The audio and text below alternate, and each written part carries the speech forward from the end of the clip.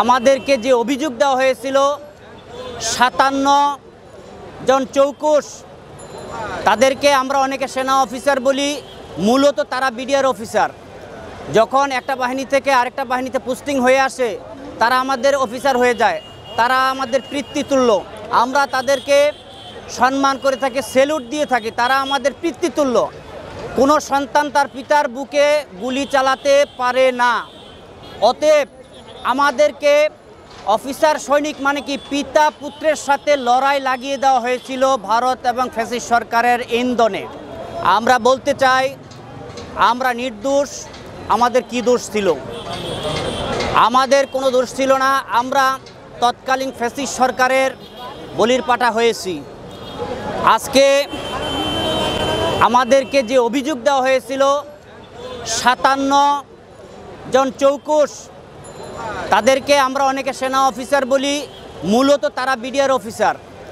যখন একটা বাহিনী থেকে আরেকটা বাহিনীতে পোস্টিং হয়ে আসে তারা আমাদের অফিসার হয়ে যায়, তারা আমাদের পিতৃতুল্য।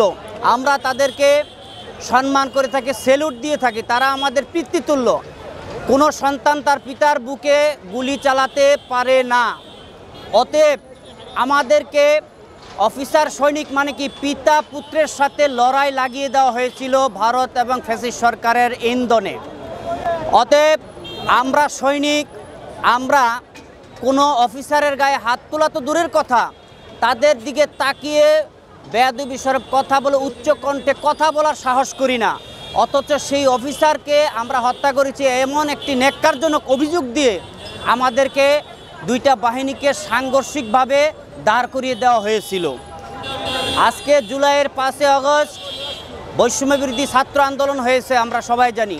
এই বৈষম্য বিরোধী ছাত্র আন্দোলনের সাথে 19,519 জন বিডিআর সদস্য প্রত্যক্ষভাবে আমরা সেখানে ছিলাম। এটা সারা বাংলার জনগণ আপনারা দেখেছেন।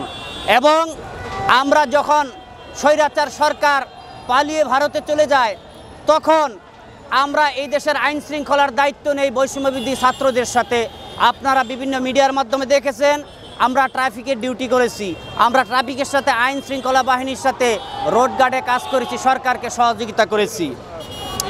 1971 সালে যুদ্ধ হয়েছে, সেখানে অনেক লোক নিহত হয়েছে। সেই 71-এর যুদ্ধ ভারতের চালে পাকিস্তানের সাথে যুদ্ধ বাঁধিয়ে দিয়েছিল।